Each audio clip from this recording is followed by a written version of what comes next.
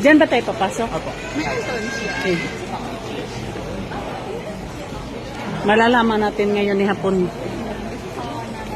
Parehong hapon ang tawag natin pag magkasama sila. Hapon. Hapon-hapon. Yung isa hapon. Hapon na hapon. Asawa ng hapon.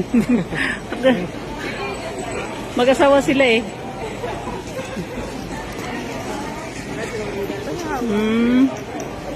May mga liging sila oh. Tignan natin ngayon yan.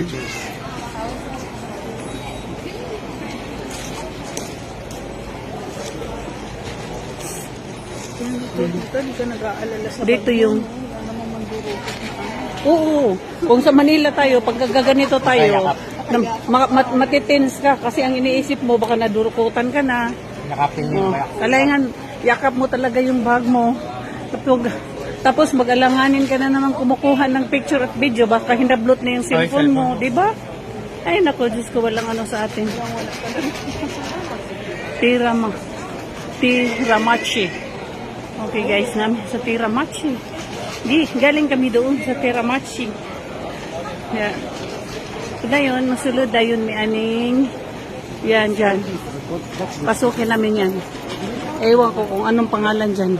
O, ayan o. Kung sinong makaano dyan, makabasa. Yun na yun. Yun pasukin namin. Maya, pagdating ng hapon.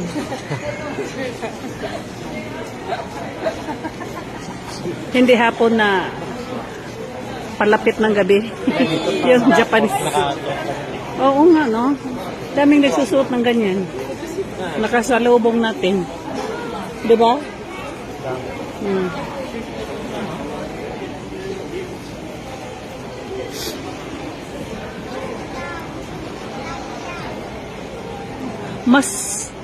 Kung masarap yung kinainan natin doon nung umano tayo, baka hapon ba yun? Ayaw kagabi? Mas masarap yung pagkain dito. Di ba? Sabi ni tita. Ako, may mga nakain kami doon eh. Sarap. Ay, sa street lang. Yung sa street lang. Hindi yung, oo, sarap. Yung talagang inaano, pinapangarap ko na kumakain tayo ng nasa tabi-tabi ba? Street food, no? Grabe, lami ah. Sarap. Sarap talaga. Yung timpla ba? Hindi ko na ano. Hindi timpla sa atin na maalat. No, yung parang kung sa Bisaya pa, gilamo-lamo lang. Yung minamadali ba? Dito kasi ano, halatang quality. Quality talaga.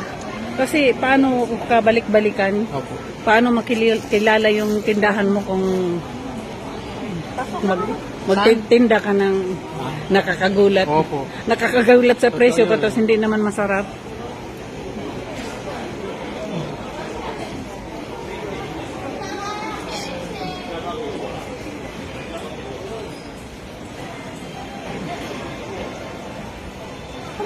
Anong ngalan dito? Ay, baka ito. Dito. Diamond. Daiso. Ha? Sa Daiso. Diamond na to, nako.